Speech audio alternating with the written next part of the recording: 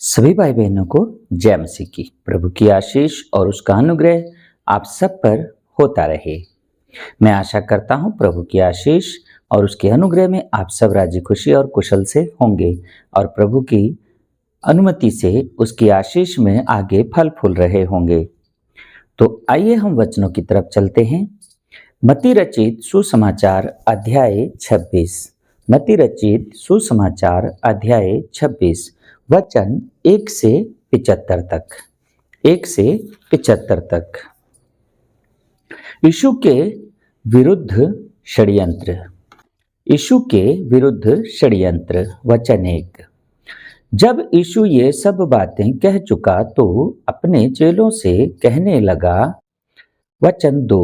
तुम जानते हो कि 2 दिन के बाद फसह का पर्व होगा और मनुष्य का पुत्र क्रूस पर चढ़ाए जाने के लिए पकड़वाया जाएगा।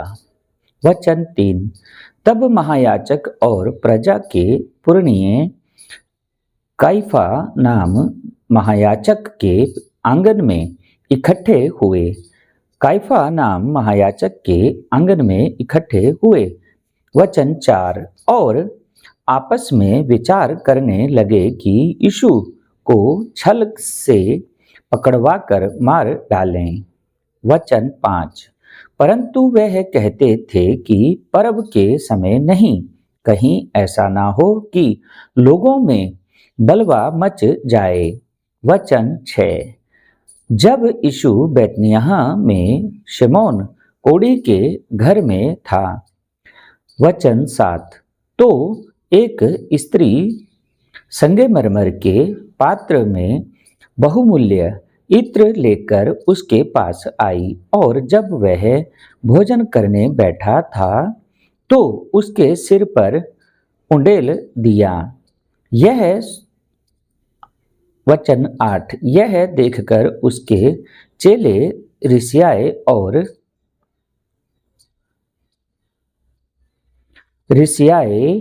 और कहने लगे, इसका क्यों सत्यानाश किया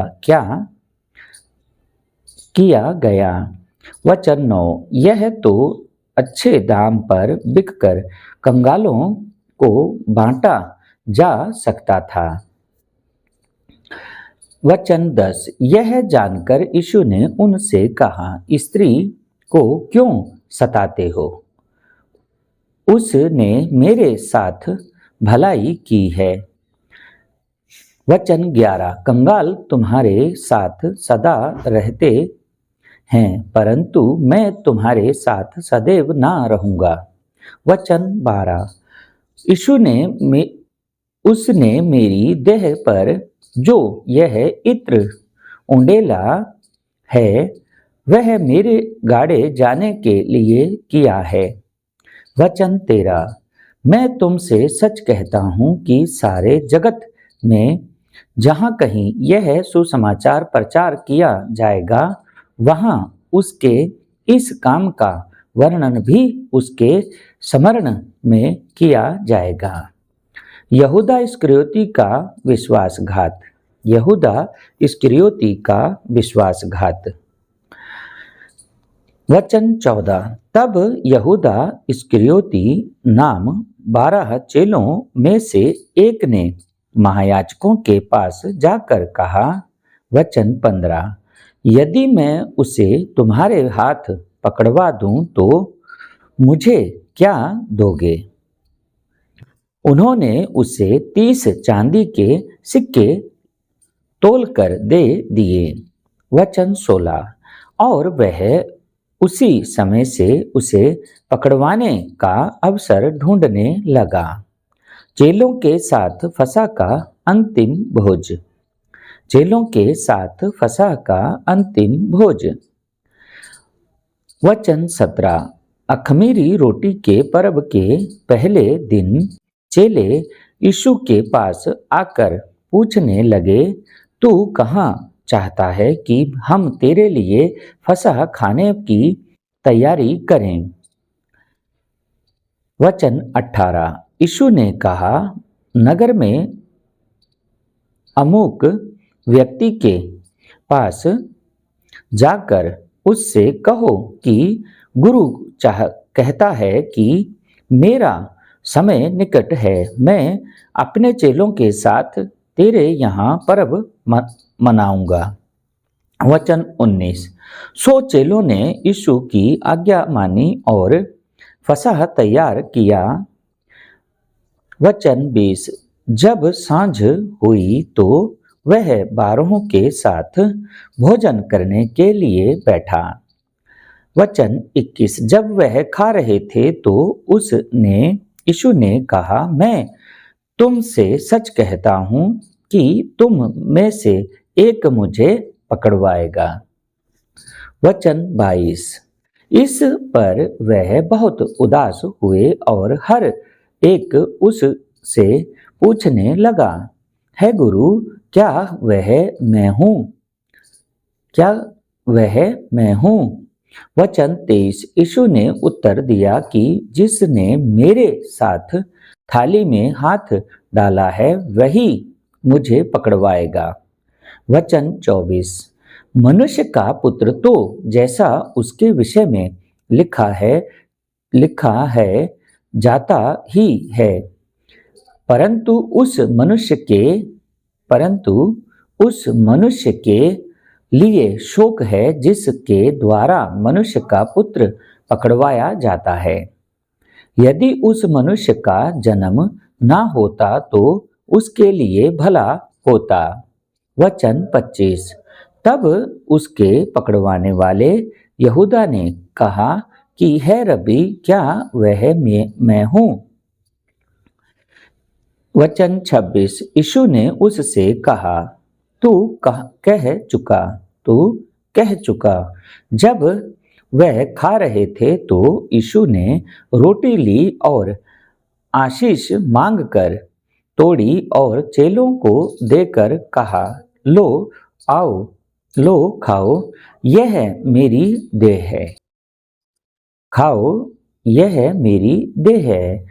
वचन 27। फिर यीशु ने कटोरा लेकर धन्यवाद किया और उन्हें देकर कहा, तुम सब इससे पियो। वचन 28। क्योंकि यहाँ वाचा का मेरा वह लहू है जो बहुतों के लिए पापों की क्षमा के निमित्त बहाया जाता है। वचन 29। मैं तुमसे सच कहता हूँ कि दाख का यह रस उस दिन तक कभी ना पीऊंगा जब तक तुम्हारे साथ अपने पिता के राज्य में नया ना पीऊं। वचन 30। फिर वह भजन गाकर जैतून पहाड़ पर गए। पतरस के मुकरने की भविष्यवाणी। वचन 31। तब यीशु ने उनसे कहा, तुम सब आज ही रात को मेरे विषय में ठोकर खाओगे, क्योंकि लिखा है कि मैं चरवाहे को मारूंगा और झुंड की भेड़ें तीतर बीतर हो जाएंगी। वचन 32। परंतु मैं अपने जी उठने के बाद तुमसे पहले गलील को जाऊंगा। वचन 33। इस पर पतरस ने उससे कहा, यदि सब तेरे विषय में ठोकर खाएं तो खाएं। यदि सब तेरे विषय में ठोकर खाएं तो खाएं, परंतु मैं कभी भी ठोकर ना खाऊंगा। वचन 34। यीशु ने पतरस से कहा, मैं तुझसे सच कहता हूं कि आज ही रात को मुर्ग के बांग देने से पहले तू तीन बार मुझसे मुकर जाएगा। वचन 35। पतरस ने यीशु से कहा, यदि मुझे तेरे साथ मरना भी हो तो भी मैं तुझसे कभी ना मुकरूंगा। और ऐसा ही सब चेलों ने भी कहा। गतसमनी बाग में प्रार्थना। गतसमनी बाग में प्रार्थना। वचन 36। तब यीशु अपने चेलों के साथ गतसमनी बाग नाम एक स्थान में आया और अपने चेलों से कहने लगा कि कहीं यहीं बैठे रहना जब तक कि मैं वहां जाकर प्रार्थना करूं। वचन 37। और वह पतरस और जबूदी के वचन 37। और वह पतरस और जबूदी के दोनों पुत्रों को साथ ले गया और उदास और व्याकुल होने लगा। वचन 28। तब यीशु ने उनसे कहा, मेरा जी बहुत उदास है, यहाँ तक कि मेरे प्राण निकला चाहते हैं। तुम यहीं ठहरो और मेरे साथ जागते रहो। वचन 39। फिर वह थोड़ा और आगे बढ़कर मुंह के बल गिरा और यह प्रार्थना करने लगा कि है मेरे पिता, यदि हो सके तो यह कटोरा मुझ से टल जाए, तो भी जैसा मैं चाहता हूं वैसा नहीं, परंतु जैसा तू चाहता है वैसा ही हो। वचन 40। फिर चेलों के पास आकर उन्हें सोते पाया और पतरस ने कहा, क्या तुम मेरे साथ एक घड़ी भी ना जाग सके? वचन 41। जागते रहो और प्रार्थना करते रहो कि तुम परीक्षा में ना पड़ो। आत्मा तो तैयार है परंतु शरीर दुर्बल है। वचन 42। फिर यीशु ने दूसरी बार जाकर यह प्रार्थना की कि है मेरे पिता, यदि यह मेरे पिए बिना नहीं टल सकता तो तेरी इच्छा पूरी हो। वचन 43। तब यीशु ने आकर उन्हें फिर सोते पाया, क्योंकि उनकी आंखें नींद से भरी थी। वचन 44। और उन्हें छोड़कर फिर चला गया और वही बात फिर कहकर तीसरी बार प्रार्थना की। वचन 45। तब यीशु ने चेलों के पास आकर उनसे कहा, अब सोते रहो और विश्राम करो। देखो, घड़ी आ पहुंची है और मनुष्य का पुत्र पापियों के हाथ पकड़वाया जाता है। वचन 46। उठो चलें, देखो मेरा पकड़वाने वाला निकट आ पहुंचा है। यीशु का धोखे से गिरफ्तार किया जाना। वचन 47। वह यह कह ही रहा था कि देखो, यहूदा जो 12 में से एक था आया और उसके साथ महायाजकों और लोगों के पुरनियों की ओर से बड़ी भीड़ तलवारें और लाठियां लिए हुए आई। वचन 48। उसके पकड़वाने वाले ने उन्हें यह पता दिया था कि जिसको मैं चूम लूं वही है, उसे पकड़ लेना। वचन 49। और तुरंत यीशु के पास आकर कहा, है रबी, नमस्कार, और उस यीशु को बहुत चूमा। वचन 50। यीशु ने यहूदा से कहा, यहूदा इस्करियोती से कहा, है मित्र, जिस काम के लिए तू आया है उसे कर ले। तब उन्होंने पास आकर यीशु पर हाथ डाले और उसे पकड़ लिया। वचन 51। और देखो, यीशु ने साथियों में से एक ने हाथ बढ़ाकर अपनी तलवार खींच ली और महायाजक के दास पर चलाकर उसका कान उड़ा दिया। वचन 52। तब यीशु ने उसे कहा, अपनी तलवार काठी में रख ले, क्योंकि जो तलवार चलाते हैं वह सब तलवार से नाश किए जाएंगे। वचन 53।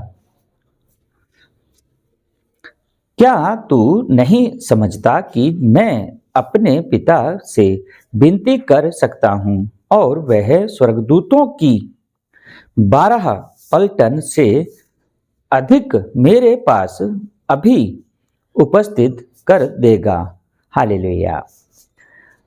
वचन 54।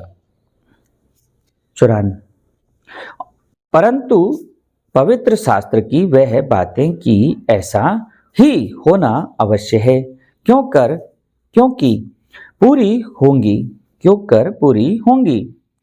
55।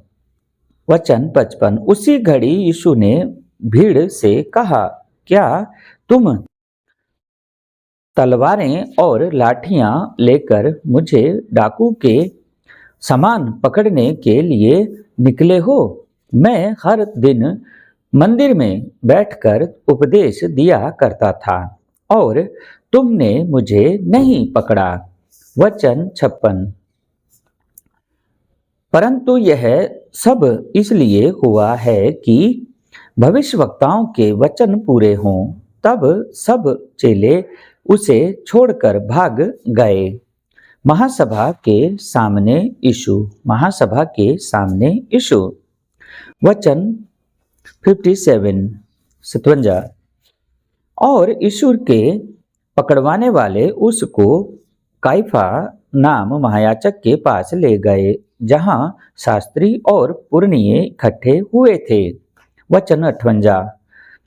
और पतरस दूर से उसके पीछे पीछे महायाजक के आंगन तक गया और भीतर जाकर अंत देखने को प्यादों के साथ बैठ गया। वचन 59।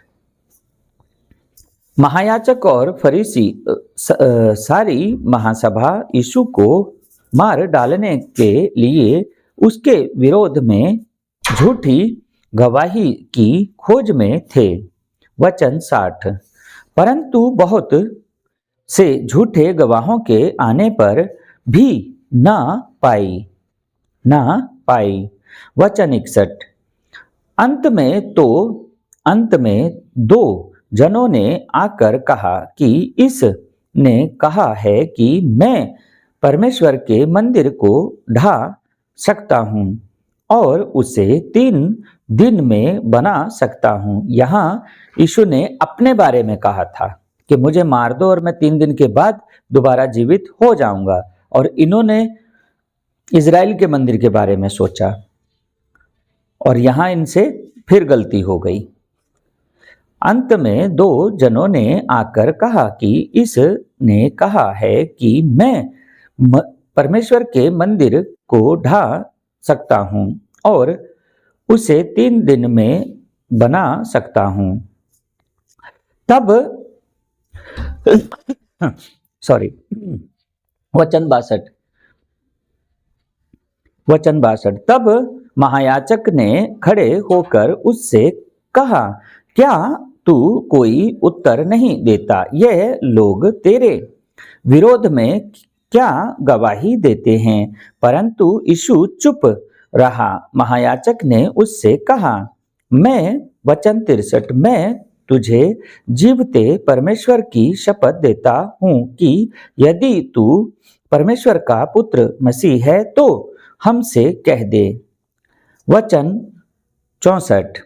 यीशु ने उससे कहा, तूने आप ही कह दिया, वरन मैं तुमसे यह भी कहता हूँ कि अब से तुम मनुष्य के पुत्र को स्वर्ग शक्तिमान की दाहिनी ओर बैठे और आकाश के बादलों पर आते देखोगे। वचन 65। तब महायाजक ने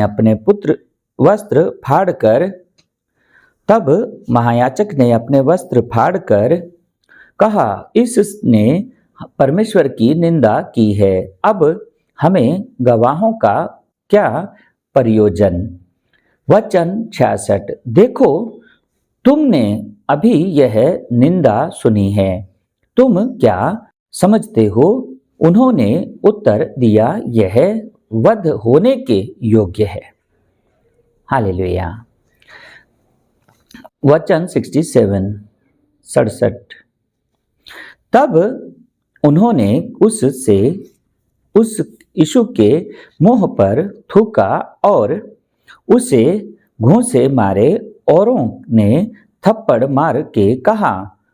वचन 68।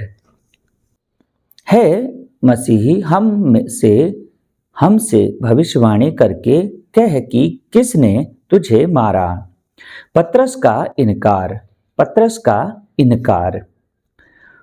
वचन 69। और पतरस बाहर आंगन में बैठा हुआ था कि एक लौंडी ने उसके पास आकर कहा, तू भी यीशु गलीली के साथ था। वचन 70। पतरस ने उस सब के सामने यह कहकर इनकार किया और कहा, मैं नहीं जानता, तू क्या कह रही है।